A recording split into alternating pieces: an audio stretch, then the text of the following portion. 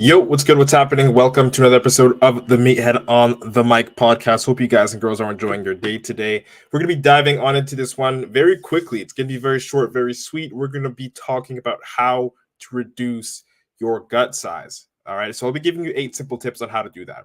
All right. So if that's something you struggle with, if you sitting down listening to this right now can put an earbud, an Apple AirPod in your belly button and it fits, you have no choice but to listen to this episode. It's fucking mandatory because these 8 steps are very simple. They're things that you can do right now that will help you get rid of that extra fat that you have in your stomach. Okay, so if you want to lose belly fat, pay attention. You might want to pull out a pad, you might want to pull out a pen, and actually do what I'm going to tell you to do. Okay, so I hope you're having an amazing day. And I want to make it a little bit better with this free game with these 8 steps. But before we dive into that, I want to remind you guys, if you do get value from this podcast or anything that I do, don't hesitate to like, share, and comment, or leave a review on this podcast, wherever you're listening to this. I wouldn't be able to do this without you guys, and I really appreciate you. If you weren't listening, I don't know who would be. Okay, so let's get right into it very quickly. 8 steps to reduce the size of your gut so that you could actually have a clear view of downstairs. You know what I'm saying? I heard, again, this is real. I'm not trying to be an asshole. I know a lot of you guys that do have huge guts that hang over your belt buckle can't really see what's going on down there as well as the guys who don't have that fat in the way. All right. So I know it's a little bit of a sensitive topic, but as a man, I don't really feel too ashamed to tell you guys that this is a conversation that you can have with me. This is a conversation that you should be having with yourself or that you probably already are. So I'm just honestly giving that voice in your head a microphone here and giving you shit today that can help you fix that problem. So step number 1 out of the 8 quick steps for you to reduce the fat on your gut so that it doesn't hang over your belt buckle, so that you can actually have a clear view of what's going on downstairs is very simple. You know this one already, to be eating well. Okay, so number 1 is eat well. And what do I mean when I say eat well?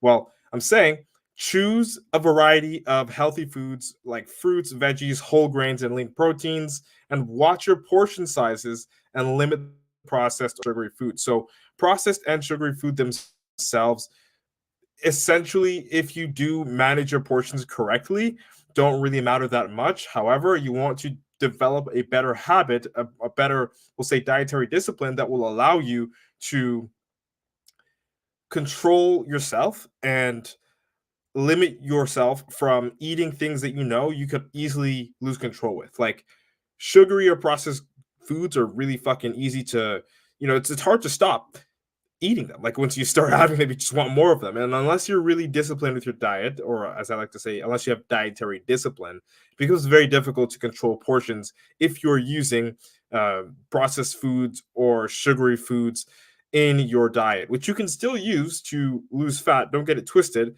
But if you are just beginning, I would not recommend you do that. If you are somewhere down the line, if you're an intermediate or advanced person in your fitness journey, then absolutely have at it because you've developed that dietary discipline. But outside of that, stick to whole, clean, homemade foods. Stay away from ordering out, stay away from eating out several times in the week, because again, you won't really have control over the portions and the ingredients that are in those foods, usually the oils that sneak up on you or the sauces that sneak up on you and throw on those extra calories. All right. So you're playing a guessing game when you're ordering food, even if you think that this burrito bowl is healthy because it's a burrito bowl, you don't really know the exact calories from that burrito bowl. And that sort of ties into the whole caloric equation here, right? You've heard me say it several times: calories in, calories out. The amount of calories you consume has to be less than the amount of calories that you need in order to grow weight or to maintain your weight, aka calorie deficit, in order for you to be losing weight. Okay. And when you're applying this calorie deficit, especially for the beginning, guys, you want to eat well, as I said. Choose a variety of healthy foods like fruits, veggies, and whole grain, carbs, as well as lean proteins. All right. And make that the majority, 80 to 90% of what you consume.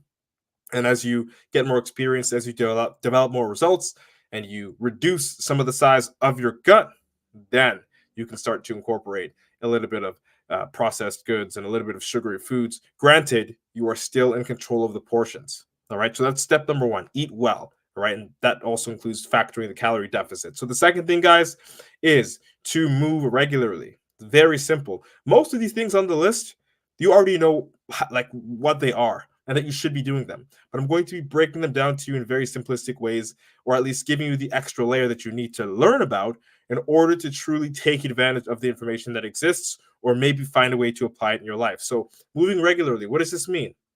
Okay, well, I'll give you a guideline. You want to aim for at least 150 minutes to 200 minutes of moderate exercise each and every single week. And that could be cardio itself, that could be weightlifting itself, or that could be both, meaning you divide it in half, 75 minutes weightlifting, 75 minutes of cardio throughout the week. Okay. I personally would recommend that you do 100 to 150 minutes per week of cardio, and that you at least go to the gym for 3 days a week. I wouldn't even put a timestamp on that. Go to the gym 3 days a week and make sure that you use your muscles enough, until so much so that you break a sweat. And if you don't have an idea as to like what you want to do when you go into the gym, well, look in the mirror, look at your shoulders and say, hey, and again, this might be a little bit difficult because you really can't see your frame. If you have, the chances of you having fat all over your body are very high if you have a lot of fat on your stomach. But if you're one of those people that, only carry or mostly carry fat in a specific area, what I'm going to say is going to be a little bit easier for you. But regardless, you want to look in the mirror and you want to look at, say, hey, my shoulders are a little bit flat or they look weak. I don't like the way they look. So I want to work on those. My chest is, I've got man boobs. Like, whatever it is, I got a pigeon chest, or my back isn't showing. I want to have a bigger, V taper. I want a smaller waist, right? So look at yourself in the mirror, design your dream body for yourself, and then create a workout program, or look in the gym and look around and learn. Again, there's no shame in learning from what other people are doing, but learn about the movements that other people are doing for those specific muscle groups. And again, there's no shame in copying it because we're all in the gym to be better, right? Or you could just be a very, very simple person and Google it. Google any workout program. I swear to God, guys, there are thousands of them for free. So just Google it and find a workout program. Use it 3 days a week in conjunction with doing cardio 100 to 150 minutes a week. I think the health guideline says to do it about 150 minutes. But guys, you don't have to be fucking perfect. You just have to start, and anything's better than nothing, right? If you can't do 150 minutes or 100 minutes of cardio per week, right, by basically doing the treadmill or riding the bike at the gym for 20 to 15 to 20 to 30 even minutes a day, depending on the days that you do go and the days that you do that, you can also, if you have an Apple Watch or if you have a phone, which you most likely fucking do, calculate your steps. Download an app to calculate your steps. Most phones have I think Google has a health app, and Apple has their health app as well. They calculate steps. So you want to aim for 10,000 steps per day if you cannot get your 100 to 150 minutes of cardio in on a treadmill, on a bike, on an elliptical, or whatever variation of cardio you decide. Okay, so make sure you're getting that much cardio in, 100 to 150 minutes every 7 days, as well as going to the gym at least 3 days per week. 3 or 4 is ideal. Okay, and if you're really struggling with time, then 2 days, or you can train 3 to 4 to 5 days at home if you have home equipment. Guys, make sure you are moving regularly in conjunction with step number 1, which is eating well, if you want to reduce your fat on your stomach. All right, so the third thing, guys, that I want to bring to your attention when it comes to reducing the size of your gut is managing stress. Okay, so you're probably like, what the fuck? Like, why does this matter, managing stress? Like, okay, I know you know about eating well. You know you have to eat well to burn fat. That's a no-brainer. You know you have to move regularly in order to burn fat. That's also a no-brainer, right? But managing stress, like, what does it have to do with your gut? Well, if you didn't know, guys, stress, lack of sleep, which is actually going to be the next point, but stress, lack of sleep, or any external factors that you enjoy in your life have a negative or an adverse effect on your body because of the hormone cortisol.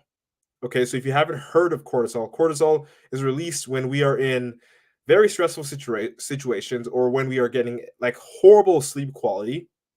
And chances are, if you have a big gut, you likely do have a horrible sleep quality, because most people that have a big gut are of course, overweight. And overweight people, most often than not, suffer with sleep apnea. And sleep apnea is basically when you're sleeping, like think of you're snoring, and there are large gaps of I guess, non-breathing in between your inhale and exhale because of the amount of mass that you have on your body and the obstruction in your throat for you to breathe. For some people, it's genetic. Some people, they have like obstructions in their throat and they're just, they're not even obese, they're not even chronically overweight, but they struggle with breathing. They have sleep apnea, so they get the CPAP machine. But more often than not, it's because you're obese that you suffer with sleep apnea. And when you have sleep apnea, the amount of oxygen that you are able to intake in your sleep is decreased, causing you to feel tired no matter how many fucking hours of rest you are getting. Which is probably why, like, if you're getting a good amount of rest, which we're going to be talking about in the next step, you're waking up and you're still tired and you just feel groggy and you can't think straight, you are likely struggling with sleep apnea. But don't take my word for it. Go to the doctor, run your tests, and then conclude if maybe getting a CPAP machine might be the thing for you, or of course losing weight will definitely be one of the major things that's going to help you in controlling your breathing at night so that you don't struggle with sleep apnea, so you can get higher quality sleep, not just more sleep, but higher quality sleep. And on top of that, you can reduce or control the amount of cortisol you produce, which is going to make it a little bit easier for you to burn stomach fat. Why? Well, because cortisol makes it a little bit harder for us to burn fat. It makes it a little bit harder for us to. So if you are aware of water weight, if you've ever heard anyone say, I've got a lot of water weight, or I don't have a lot of fat, it's just a lot of water, I'm retaining water, right? Cortisol causes you to retain water as well, which of course isn't a really pretty look for your gut. Okay, so the more cortisol you have, the worse your physique is going to look, and the worse you are likely going to feel and operate. So you want to make sure that you are managing your stress, because stress outside of sleep is one of the main contributing factors for you to create cortisol, for you to, we'll say, secrete cortisol. All right, so practice relaxation techniques if it's that bad, such as deep breathing and meditation or yoga. I personally go into the sauna at the end of every workout. So maybe, I go to the gym 4 to 7 days a week, depending on where I am in my prep. But at the end of my workout, I'd sit in the sauna or stand in the sauna and do stretches, static stretches, and do deep breathing while I listen to some white noise or anything like that, just to clear my mind. And I'm not obese. I mean, technically I am, but I'm made of mostly muscle, so it's not the same type of obese. But again, nonetheless, it's obesity if we're going by the BMI scale here. And managing stress, or at least outside of obesity, managing stress and focusing on what I want to do in my life and the goals that I set for myself, it's a little bit easier to do when I'm in the sauna. It's a little bit quieter. The heat, it's the heat is almost like a distraction, and the more, this is how I go on about it, the more I can distract myself from like being bothered with the heat, like the less the heat bothers me and the more focused I am on stretching and breathing, the better I end up feeling once I leave the sauna. Also, when I leave the sauna and the next day I go into work out, regular air just feels easier to breathe. And I don't know about you guys, but I feel like it has a slight benefit in my performance. Again, this is anecdotal. I'm not really giving you anything based off of any studies here, but I personally feel like I can get more oxygen in. I can breathe just a little bit better because I go to the sauna so regularly. All right. So that's another thing there. That's number 3. Manage your stress, practice relaxation techniques such as deep breathing, meditation, or yoga. Guys, I personally do a form of deep breathing and meditation, and I wouldn't say yoga, but it is stretching and it's all in the sauna. Okay, so that's tip number 3 out of the 8 steps, the 8 tips for you to reduce your belly fat. All right, so the 4th thing, guys, is, as I said, we were going to talk about it. We're sort of going to tie into this topic, which is sleep, man. Fucking sleep. I understand a lot of you guys listening to this, you have jobs, like you are on a schedule, you have to go to work and you have things to do, you got kids to take care of, you got all this shit to do, and I get it, totally get it, but you need to prioritize sleep. And as bad as it sounds, I would recommend even trying to catch up on sleep during the weekends or throughout the day if you have a chance for a nap. If you can get an hour in, if you can get 30 minutes in, honestly, it'd be better if you got an hour in. If it doesn't make you too drowsy and make it too difficult for you to pick up after that nap and go on with the rest of your day, I'd recommend doing it. And the reason why is, again, ties into number 3, as we just talked about. It will help you manage your stress. But on top of that, that's where all of our recovery is done. If you are listening to this properly and you are following step number 2, which is to move regularly, and you are actually busting your ass, you are actually putting in a legitimate effort, you will need to rest and your body will need to repair, right? And where do we do this resting and repairing? In our sleep. Our body secretes the hormones that are needed, that are necessary for us to heal. Again, we're in a state of inaction, so our body is literally recouping, and your brain gets gets to sort of play on a lower drive, right? So you're not thinking all those things that make you anxious, that make you worry, they don't exist temporarily unless you're having a fucking nightmare in your sleep, which is, I mean, I hope that doesn't happen every night. But guys, you have to get your rest. And when I say get rest, I mean get 7 to 9 hours of quality sleep each night. All right, quality sleep. So what is quality sleep? Again, I'm going to just allude to this specific thing that I said, which is sleep apnea. We talked about sleep apnea very briefly, and I'm going to mainly focus on that because if you do have a big gut, you likely do struggle with sleep apnea. And again, I'm not going to diagnose you here because I fucking can't, and I'm not a doctor, and you don't even know if you have it, so you can't diagnose yourself because you're not a doctor listening to this or watching this. So I'd recommend that you go to the doctor and talk about sleep apnea if you've noticed that if you get 6 to 9 or 10 hours even plus of sleep and you still feel groggy, you still feel tired, it's likely due to the lack of the quality of your sleep. So again, guys, just check it out with the doctor. If you are overweight, if you are obese and you know it, and you struggle with getting quality sleep, like you're always tired, no matter how much sleep you get, how much rest you get, no matter how many naps you take in the day, definitely go talk to your doctor about sleep apnea and work on getting that quality sleep. You can do sleep studies. You can do so many things nowadays with all this amazing technology to improve the quality of your sleep so that you can get a more recovery in your sleep and so that you can feel a little bit better moving on day after day, performing better in the gym, being a little bit more cognitive, and, you know, again, producing less cortisol, which makes losing belly fat a lot more efficient. All right. So that was number 4, which is sleep well. Get quality sleep, 7 to 9 hours every single night. So step number 5 out of the 8 steps for reducing your belly fat, guys, is to stay hydrated. All right. So you want to drink enough water throughout the day. Why is this important? Why is this important? I'll give you a little example as to why this is important. And I'll tell you personally, firsthand, at the Natural Nomad Academy, when there is somebody that joins that is around 250 plus pounds, no matter how tall they are, within the first 1 to 3 weeks, they can lose 10 to 15 fucking pounds. And that's abnormal. All right. Like 3 weeks, that's 5 pounds a week, sometimes even more. But I've personally witnessed like nothing more than like 8 pounds a week for the first week. And they're thinking, oh, wow, I'm burning so much fat. When in reality, this is kind of fucking disgusting. All right. When in reality, most of that weight, I mean, some of it's going to be fat, some of it's going to be water weight, but most of it in the first 1 to 3 weeks is actually stool. What is stool for some of you guys that don't know what it is? It's shit. It's crap. It's garbage.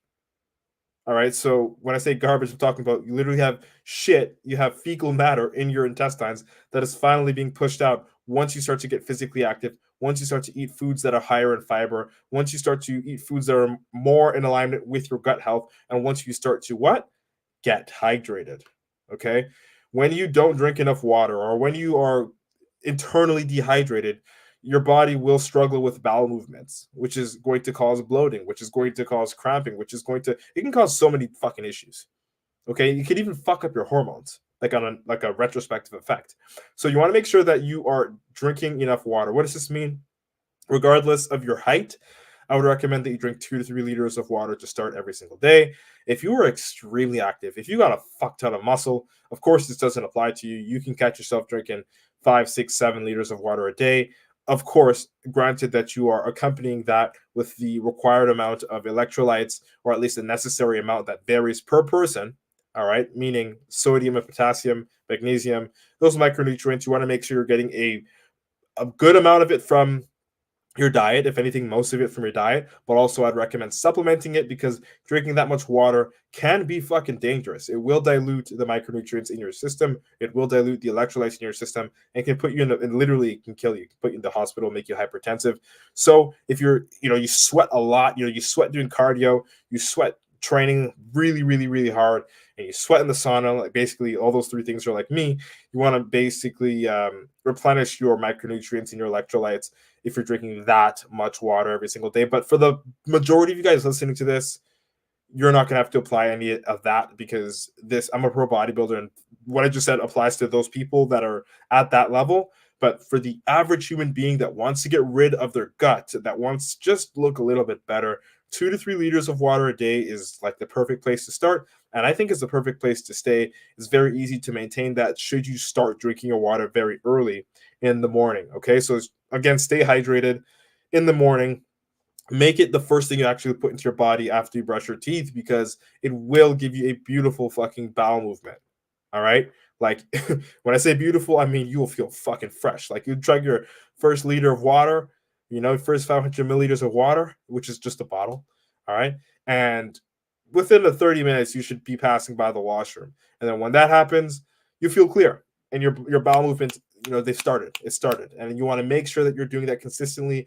I'd say honestly at the same time every single day to encourage your body to meet or to create a new homeostasis, which just means like a new level of like a new normal where you're digesting consistently and your bowels completely emptying, and you don't have that issue of having backed up stool or backed up shit in your stomach, as most of the people do that have that gut. And believe it or not, if you're listening to this and your gut hangs over your belt buckle, get your fiber up, get your water in, and you'll see how much weight you'll lose very quickly just by doing that. And when I say weight, I'm not talking about fat and water, I'm talking about shit. So get that checked. If you don't believe me, definitely Google what I'm talking about. I'm not speaking up my ass, but you might be after you get your water in. Okay. That was a joke. When I say speaking, you get the joke. All right. So number 6, guys, when it comes to the 8 tips for you to get rid of your gut, to shrink, all right, the amount of fat that you have, the amount of adipose tissue that we call, all right, on your gut, on your abdominal wall, is of course, and I'm going to say this one because you know him, he's one of your favorites, Homer Simpson. What do we know about Homer Simpson? All right, Homer Simpson loves his fucking beer. All right, and Homer Simpson has a beer belly. Do you think it's a coincidence that he has a beer belly and that you have a gut and you drink the way that he drinks? I don't think it's a coincidence. All right. So number 6, guys, is limit alcohol consumption. You can enjoy alcohol in moderation. All right. But you want to limit, again, I don't even have to explain this. You all know about alcohol. You all know that it's not the best thing for you, especially beer, empty calories, barley.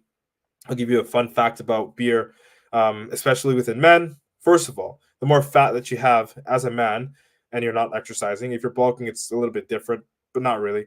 If the more fat you have, the more feminine you are, essentially. The more estrogen that you carry as a man, which is not good. That's why we call soy boys soy boys. And soy has what? Estrogen. It's like mainly, like estrogen is a female hormone. We want more testosterone, which is why we want to lean more to an anabolic state, which is basically being a little bit leaner, putting on a little bit more muscle, and keeping our hormones in a state where we are closer to being anabolic, meaning we have a lot more muscle and we are producing muscle. All right. So in order to stay more anabolic, we have to refrain from alcohol, because alcohol has adverse effects. Whether it's beer or just any other form of alcohol, it does fuck with your testosterone as a man, but specifically beer. Barley, it has a lot of estrogen in it, just like soy does. Barley is it's like a grain, right? Regardless of what kind of beer or alcohol you're drinking, you want to limit your consumption. It also does contribute to dehydration, and dehydration, again, goes against what we just mentioned with staying hydrated, and that could fuck your bowel movements up. So let's be smart about it, guys. Limit your alcohol consumption. All right. I don't have to say much about that. Number 7 out of the 8 tips for you to reduce your belly fat, okay, is to make healthy choices. This ties into everything I just said, the previous 6 tips that I just mentioned. All right. So again, just think about it. What is a healthy choice? Let's think of something that isn't what I just mentioned. Okay. What is a healthy choice?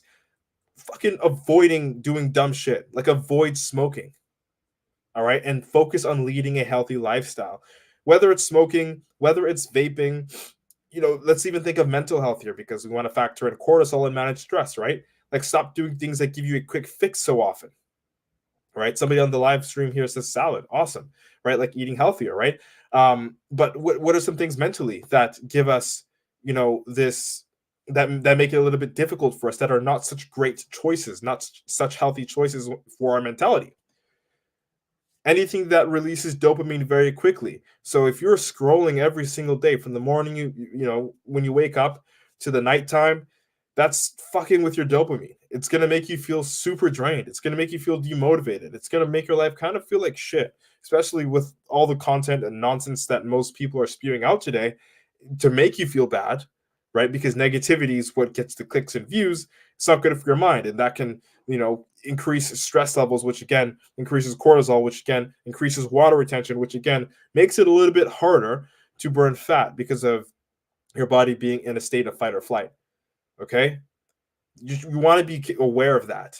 All right, so healthy choices just isn't what you put in your mouth, it's also what you put in your head. Okay, so what's another thing? Video games. I know a lot of, if you have a gut that hangs over your belt buckle and you are a man in your 20s to, I'll say, late 30s, even early 40s, you probably struggle with video games too. Like, you probably love video games. Maybe you don't. Maybe you're just like a hard worker and you're packing on the fat because you're just driving a lot. If you're a truck driver, I understand that. That's cool. I can't knock that. But again, instant gratification is not going to help you, whether it's through video games, whether it's through the smoking, whether it's weed, nicotine, vaping, guys, even, right? Pornography, all that stuff. Instant gratification is not going to help your mentality. And, smoking or eating like shit is not going to help your physical body. So again, number 7, make healthy choices. You already know what they are. I don't have to tell you. All right. So be health conscious. And guys, number 8, when it comes out to the 8 tips for you to reduce the amount of fat that you have on your stomach and to have your stomach not hang over your belt buckle. Number 8 here. And this one is, if you've been trying all the 7 steps, you haven't been able to be consistent, no matter how many times you tried. Maybe you're one of those people that say, new year, new me, I'm going to fucking be this person. You wait, watch January 1st hits, and you do it for a week, you do it for 2 weeks, you do it for a month or 2. And then you're back, at scratch where you started, and you can't seem to be consistent. Number 8 is seek professional advice. Okay. And this doesn't just mean hire a fitness coach, because I am a fitness coach. Shameless plug. I'm the head coach of the Natural Nomad Academy. If you want to join and learn how to lose body fat up to 20 fucking pounds, right, while still eating clean 80% of the time, eating junk food, processed shit 20% of the time, I can show you how to do that. But you're going to have to DM me. We'll talk about it and see if you'll be a good fit. But what does seek professional advice mean? Like, what does this mean? Seek professional advice. What does it mean? It means you have to have the courage to talk to a doctor if you're fucking confused about what's going on in your body. All right, so let's wind back to the example that I gave you guys about sleep apnea. Okay, what is it about sleep apnea that you know? Maybe nothing. All right, and can you go to Google to learn a little bit more? Absolutely. But does it apply to you? Right? So how do you figure out if it applies to you? Don't just sit there and try to self-diagnose yourself. You want to go to a doctor and figure that out. Talk to the doctor about it. Maybe you want to go do your blood work. Maybe you want to go do your analysis just to see everything that's going on in your body. Maybe you're pre-diabetic and you don't even know it. So seek a professional's advice. Okay. And if you're struggling with mental issues, as Patty says here on the live stream, you might want to go to a counselor. You might want to check out a psychologist or a psychiatrist to see what's really going on, a therapist, right? And if you struggle with all those things, okay, or maybe you don't struggle with those things and you still want help, you just need somebody in your corner to push you and someone to teach you step by step how to change your body, how to change your mindset and adopt healthier choices and live in a healthier lifestyle. You have to look at someone that's already doing that and work with them. Again, shameless plug to me. All right. So consult with a healthcare professional or personalized guidance, whether it's for your mentality, whether it's for your fitness, whether it's for your internal health. There is a department for everything that you should have somebody in. Honestly, maybe some of your stress is financial. Talk to a financial advisor. Learn better skills with your finances. Like, there, for every division of your life, for every category of your life, there is a professional that can help you. I'm not saying fucking hire somebody for your mental and for your physical and all that stuff. Like, that could be quite expensive, right? But you want to make sure that you check all those boxes, but not by yourself, because we can't do everything by ourselves. And I say that, like, me included, to myself. Like, I have a coach. I'm a coach. I have a coach. All right. I have coaches, actually. Right. So be aware of these things. We can't fix everything on our own. All right, so I'm going to very briefly run top to bottom through the list, the 8 things, the 8 steps, the 8 tips, tricks, however you want to put it, 8 hacks to reduce your belly fat. All right, so number 1, eat well. Number 2, move regularly. Number 3, manage stress. Number 4, sleep well. Again, quality sleep. Number 5, stay hydrated. Number 6, limit your alcohol consumption. Number 7, make healthy choices, not just the food you put in your mouth, but the content you consume and the addictions or vices you might have with vapes, with video games, with pornography, so on and so forth. Okay. And number 8, seek professional advice or guidance. All right. Remember, guys, small, consistent changes lead to lasting results. All right. That's it. That's all. If you like this episode, share it out with a friend. Don't forget to like, share, comment this podcast. Leave a review to show your support. Again, it really does go a long way. Wouldn't be able to do this without you guys. If you were not listening, I don't know who would be. All right. Hope I was able to deliver a valuable experience to you guys and girls today. Thank you so much for your precious time and attention. Again, guys, let's embrace your inner meathead together. It's been nice chatting. Hope what you like what today's topic was about. IFBB Pro Matt Butale signing out. Boom. All right, guys. So the podcast episode's recorded. We are now off the mic.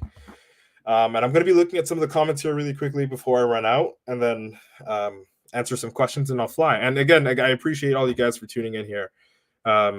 This is episode 244 of the Meathead on the Mic podcast. So if you want to show your support, or if you want to subscribe to the podcast, you can definitely go. We're on Spotify. We're on Apple Podcasts. It's called Meathead on the Mic podcast, or you can Google it, or you can simply Google Matt Butale, MATT space BUTALE. I'm all over the place. You'll be able to see all my content everywhere. And again, it's all free information for you guys to learn and get healthier. Okay, so I'm going to be scanning through here on TikTok first, and then I'll look at Instagram to answer a couple of questions. What do we got on TikTok here? So, do you know Brian Polak? He says you're the real bro. I don't know who that is. Appreciate you. King James, what's up? He says, are you in Canada? Yo, what do you do after a bulk? Yes, I'm from Canada. I'm in Canada right now. What do you do after a bulk? Depends on what your goal is. But again, after a bulk, assuming your bulk is finished, you're going to cut. And the length of time that you're going to have to take for you to cut and lose all that body fat is contingent upon how much body fat you put on in your bulk. So that's subjective. I can't really give you that number because I don't know. I don't know what you're specifically doing. So King James says, how long have you been working out for? Over 10 years, man. I stopped counting. I really did. I don't even know at this point. I just know that it's more than 10 years. Yeah. Like I was a kid, man. But I appreciate the question.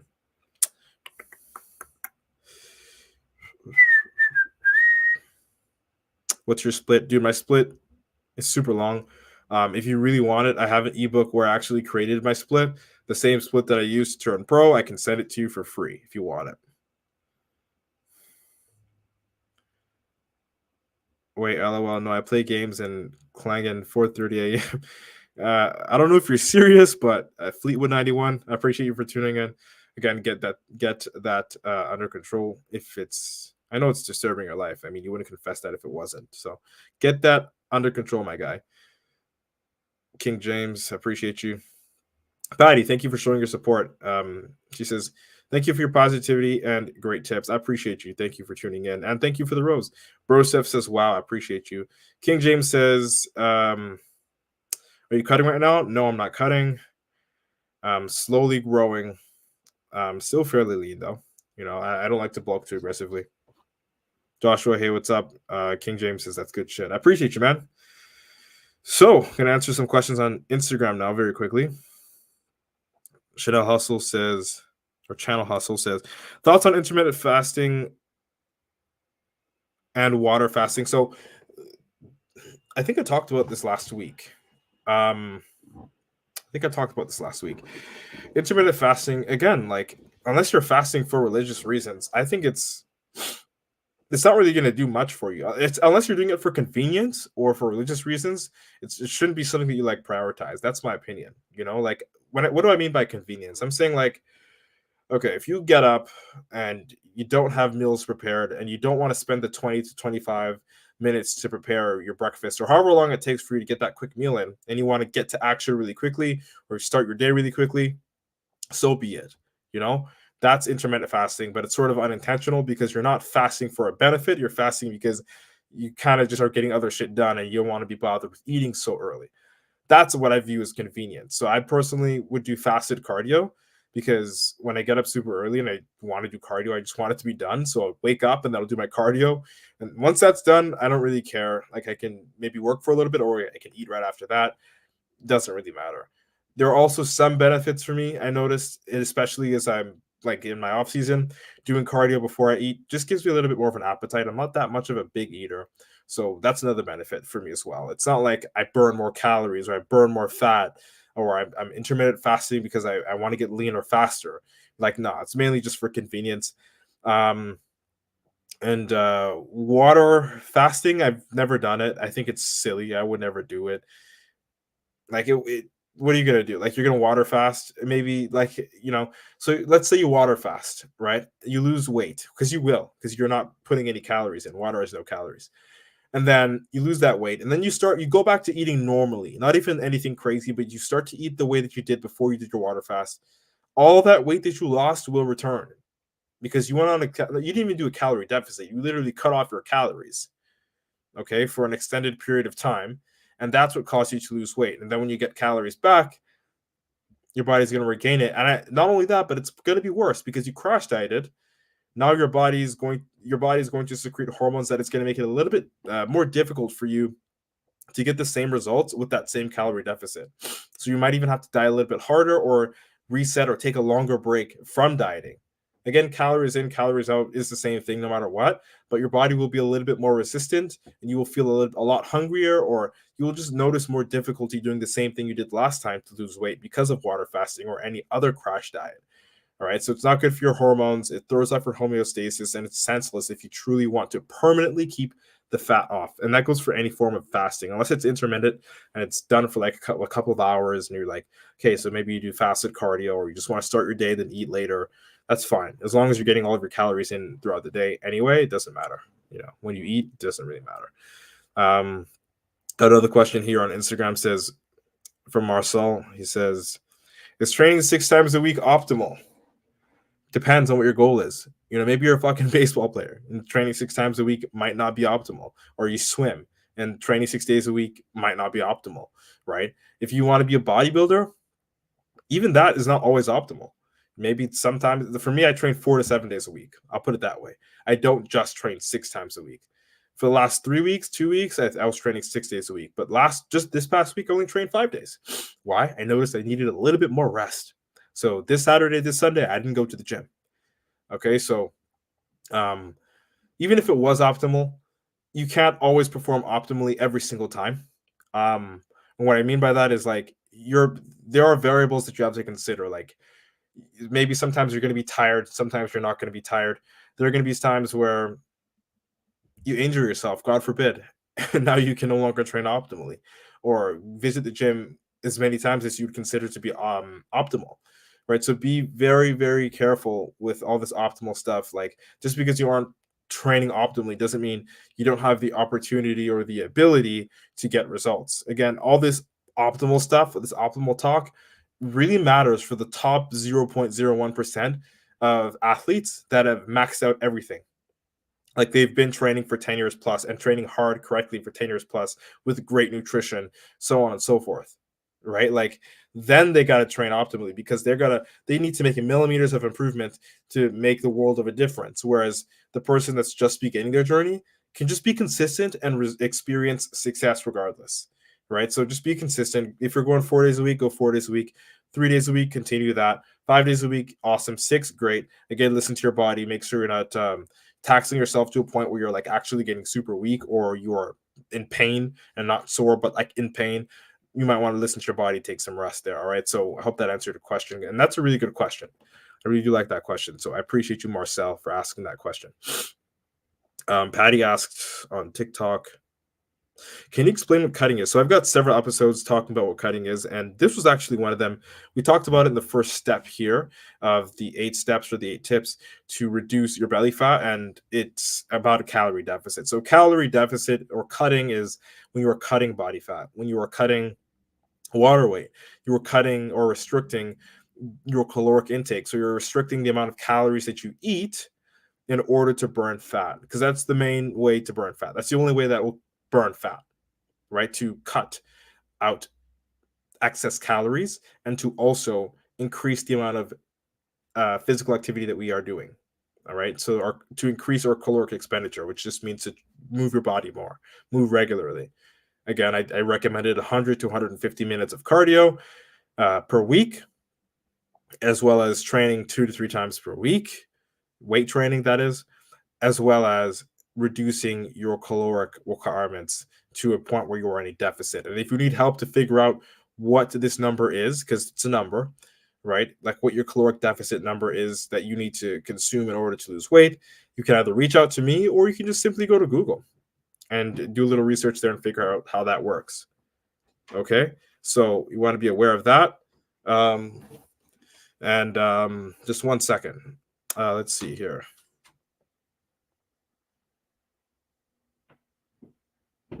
So thinking of starting an anadrol cycle, any advice or tips? I would never, ever, ever recommend that any of you guys do any of that shit. I personally, I don't take any of that stuff.